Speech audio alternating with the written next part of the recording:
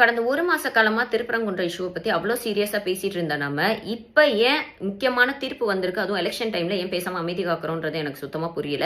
திருப்பரங்குன்றம் தீபத்தூண் விஷயத்தை பொறுத்த வரைக்கும் ஜி.ஆர். சுவாமிநாதன் என்கிற RSS கைகூலி இதுக்கு மேல இது சம்பந்தமான எந்த கேஸையும் விசாரிக்க தடை வச்சிருக்கு இரு நீதிபதிகள் அமர்வு. அதாவது அவருக்கு இன்னொன்னு டெம்பரரி சஸ்பென்ஷன் கொடுத்திருக்கிறாங்க. அன்னைக்கு திமுக போலீஸை வச்சும் பியூரோக்ரஸியை வச்சும் தடுத்ததை தப்பு அப்படின்னு சொன்ன எல்லாருக்குமே இது ஒரு ஸ்லிப்பர் ஷாட்டா அமைஞ்சிருக்கு.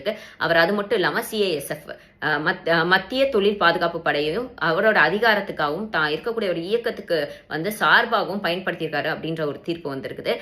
இவர் மட்டும்தான் RSS கைகூலியா அப்படின்னு பார்த்தோம்னா இல்லைங்க. நம்மளோட எடப்பாடி பழனிசாமி ஐயா அவர்களும் அன்னைக்கு கோர்ட்டோட தீர்ப்பை திமுக மதிக்கல, திமுக சட்டத்தை என்னைக்குமே அதோட கையில் எடுத்துக்குது அப்படின்ற மாதிரிலாம் பேசியிருந்தாரு. ஸோ அவரும் சரி, இது வரைக்கும் ஸ்டாண்டே எடுக்காம இருக்கக்கூடிய விஜய் அண்ணனும் சரி, இவங்க ரெண்டு பேரையும் மக்கள் கண்டிப்பா இந்த வாட்டி நிராகரிப்பாங்க. இது மாதிரி தமிழ்நாட்டுடைய அமைதியும் நிம்மதியும் கலைக்கக்கூடிய RSSோட எந்த ஒரு திட்டங்களா இருந்தாலும் அதை எதிர்த்து நிற்கக்கூடிய ஒரே அரசு திமுக அரசு தான். ஸோ எப்பவுமே திராவிட மாடல் ஆட்சியா இருக்கட்டும், தமிழ்நாடா இருக்கட்டும், அவுட் ஆஃப் கண்ட்ரோல் தான். we are ready to face the consequences. So இதெல்லாம் மனசுல வச்சு வாக்களிப்பீர் உதயசூரியன் சின்னத்துக்கு.